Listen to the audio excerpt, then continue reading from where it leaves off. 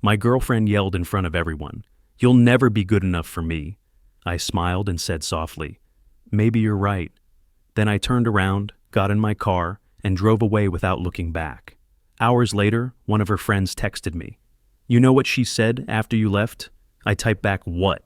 Her reply came a few seconds later, and that one sentence shook my entire world. I'm 33, and until 3 weeks ago, I thought I had my life figured out.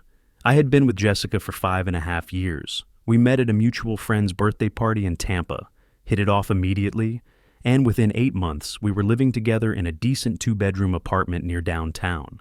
She worked as a sales director for a pharmaceutical company, always climbing, always pushing for the next big deal.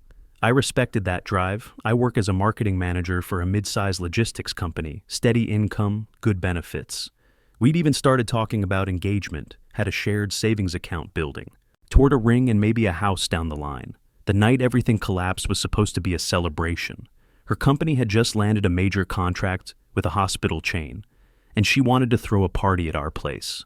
I spent the entire Saturday cleaning, setting up, making sure everything looked perfect. The apartment cost us $2,200 a month, and I'd been covering about 65% of it for the past 2 years while she invested in her career growth.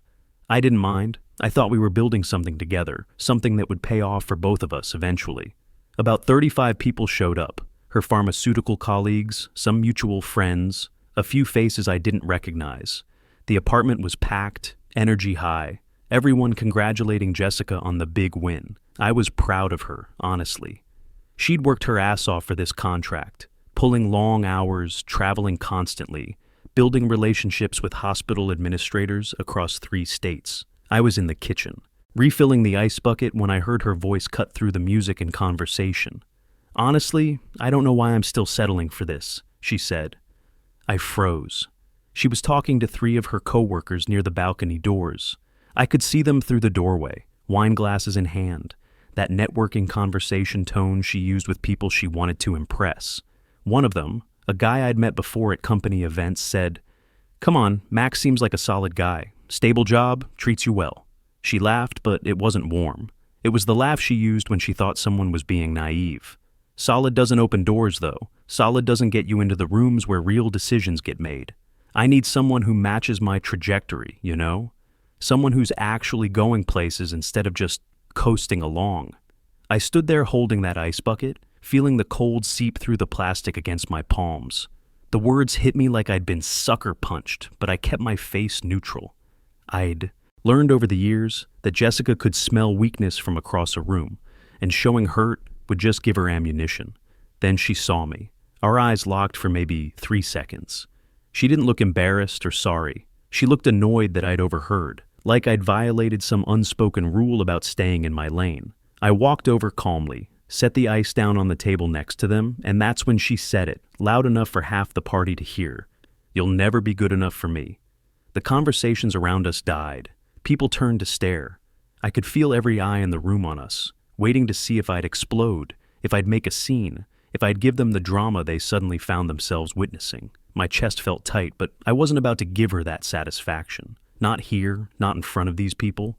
I smiled, not a happy smile, just something to keep my face from showing what I really felt. "Maybe you're right," I said softly. Then I grabbed my keys from the counter and walked out. I drove for hours that night, windows down, radio off, just trying to process what had happened. The streets of Tampa blurred past me as I took random turns, not caring where I ended up. Part of me kept expecting my phone to ring, expecting Jessica to call and apologize, to say she'd been drunk and didn't mean it. But deep down, I knew better. That hadn't been alcohol talking. That had been honesty.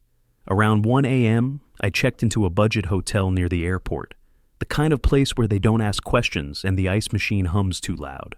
I turned off my phone and stared at the ceiling until I finally crashed around dawn, exhausted from running everything through my head on repeat.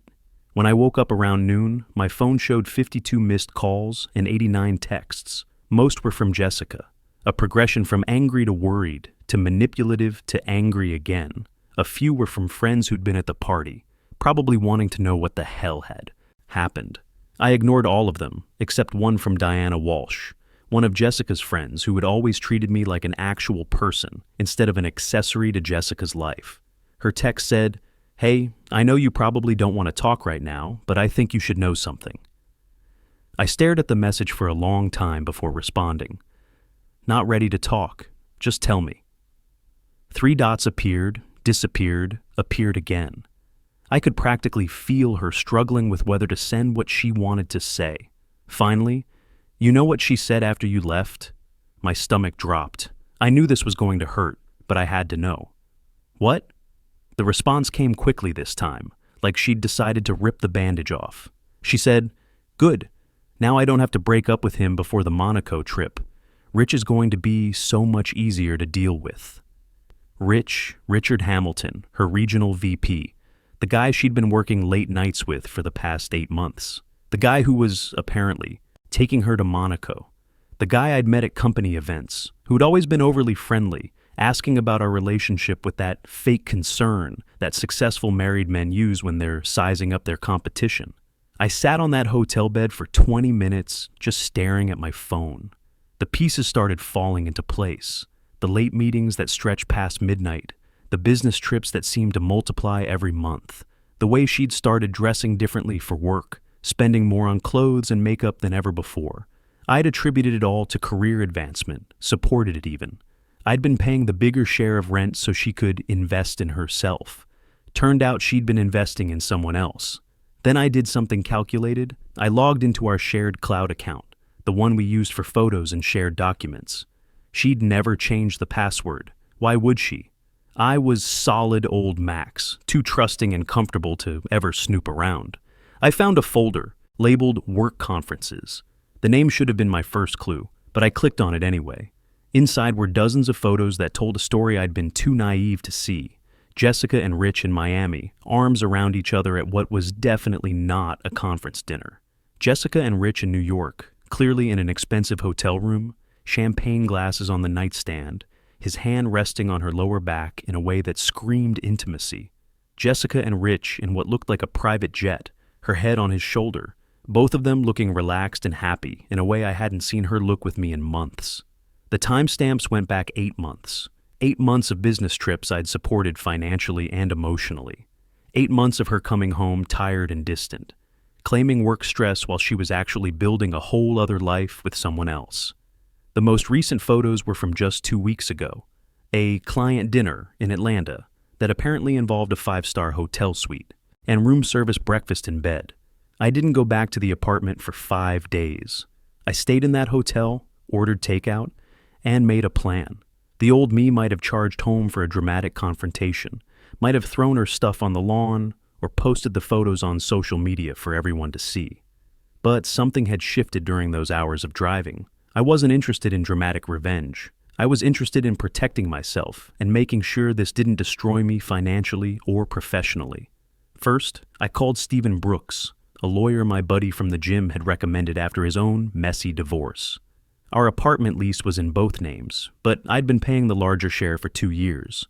The furniture, the big screen TV she'd insisted we needed for entertaining clients, the espresso machine that cost more than most people's rent. I'd covered most of it while she was building her career. Stephen told me to document everything, and I mean everything, so I did. I spent 3 days going through bank statements, credit card records, receipts I'd saved in an old shoebox. I made spreadsheets showing payment patterns, screenshots of texts where she'd asked me to cover her half of rent just this once. That had somehow become the permanent arrangement. I documented every major purchase, every utility payment, every grocery run. The picture that emerged was of someone who'd been slowly bleeding me dry while building a nest egg for her escape. Stephen also told me something interesting about her company's policy manual, which was publicly available on their website. They had a strict no fraternization clause between supervisors and subordinates, with termination as the standard penalty. Richard was her direct supervisor. The photos in that cloud folder weren't just evidence of infidelity. They were evidence of a fireable offense. On day 6, I finally went back to the apartment. Jessica was sitting on the couch in an old t-shirt and sweatpants, eyes red like she'd been crying. The place still looked like a disaster zone from the party, glasses and plates scattered around, that sticky film on everything that comes from too many people in too small a space. She'd made no effort to clean up. "Where have you been?" she asked, standing up quickly. "I've been worried sick. Your phone's been going straight to voicemail." I set my bag down carefully and looked at her. Really looked at her. When had she started seeming like a stranger? "Have you been worried?" "Of course I have. You just disappeared after—" She paused, probably trying to figure out how to frame what had happened. "After our argument." "Our argument?" I kept my voice level. "You told 35 people I wasn't good enough for you, in our own home. What exactly did you want me to say to that?" She bit her lip, a gesture that used to seem endearing, but now just looked calculated. "I was drunk. I didn't mean it like that. You know how I get at work events. I was just trying to fit in with my colleagues." "Which part didn't you mean? The part where you said solid doesn't open doors, or the part where you said you need someone who's actually going places instead of just coasting along?" Her face changed. The fake concern dropped, replaced by something harder. "You were eavesdropping." "You were talking about me 10 feet away at our own party," I said. "In front of people we both know? That's not eavesdropping. That's just having ears." She crossed her arms defensively. "Look, I'm sorry if your feelings got hurt, but maybe we need to have an honest conversation about where we're going. I'm out there building something real, making connections that matter, and you're just comfortable. Maybe too comfortable." I nodded slowly, like I was considering her words. "Speaking of building something real, how's your relationship with Rich going?" Her eyes went wide for just a second, that micro-expression people get when they realize they've been caught. Then the training kicked in. Years of pharmaceutical sales had taught her how to recover from difficult questions. "Who told you about—" She caught herself. "It's not what you think." "Diana showed me the photos," I lied. I wanted to see if she'd confess or keep digging the hole deeper. She doubled down. "We're colleagues. Those were work trips. You're being paranoid. And honestly, this jealousy thing isn't attractive." I pulled out my phone, opened the cloud folder, and held up a photo of her and Rich in matching bathrobes, clearly in the same hotel room, his hand on her hip while she leaned into him. Her face went completely white. "Get out," I said quietly. "This is my apartment too. Actually, according to the lease and my very detailed payment history, I've covered 65% of rent for 2 years. Here's what's going to happen. You're going to pack a bag and leave tonight. Then you're going to find somewhere else to stay while we figure out the lease situation. And if you fight me on any of this, I'm sending these photos to HR at your company. I looked up your policy manual online. They have a strict no fraternization clause between supervisors and subordinates. Career-ending kinda strict." She stared at me like I'd just spoken a foreign language. This wasn't the Max she knew, the one who'd quietly absorb her criticism and try harder to make her happy. "You wouldn't dare. You're not that vindictive. Try me." She left that night, throwing clothes into a suitcase while muttering about how I was being unreasonable and controlling. She went to stay with Rich, from what I heard later, through mutual friends. I changed the locks the next morning, technically against our lease agreement, but I was past caring about technicalities. I was in full protection mode now. 2 days later, Diana called me directly. "You need to hear this," she said, without preamble. "Jessica's telling everyone you were controlling, that you isolated her from friends and managed all her money like some kind of financial abuser." I felt that familiar cold dread in my stomach. "What?" She's spinning the whole thing, posted this long story on her Instagram about finally finding the courage to escape a toxic relationship. People are eating it up, sharing it, commenting about how brave she is. I was actually shaking. I never controlled anything. I paid more rent because she asked me to. I supported her career moves. "I know," Diana said firmly. "That's exactly why I'm calling. I was there for most of your relationship.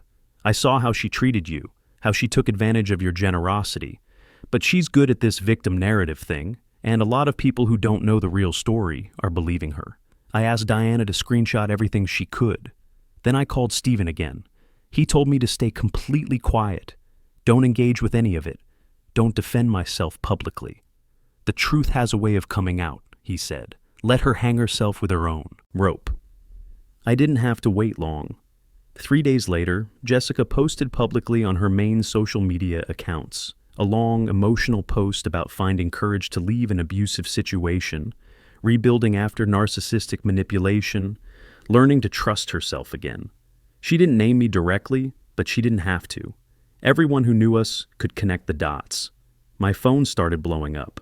Friends asking if I was okay, if the allegations were true. A couple of acquaintances sent messages like, "I always knew something was off about you, and she's better off without you." I wanted to scream. I wanted to post the photos, the bank statements, the evidence that would clear my name instantly. But Stephen's voice kept echoing in my head. Let her hang herself. Then Rich made a critical mistake. He commented on her post, something supportive about being there for someone through their healing journey and real strength comes from walking away. Someone in her network must have recognized his name because within 24 hours, someone had anonymously reported both of them to their company's HR department. The HR investigation took exactly 2 weeks. I know because Diana kept me updated. Apparently, multiple people at their company had suspected something was going on, but never had concrete proof. Jessica's public post about escaping an abusive relationship, combined with Rich's supportive comment, was enough to trigger a formal inquiry.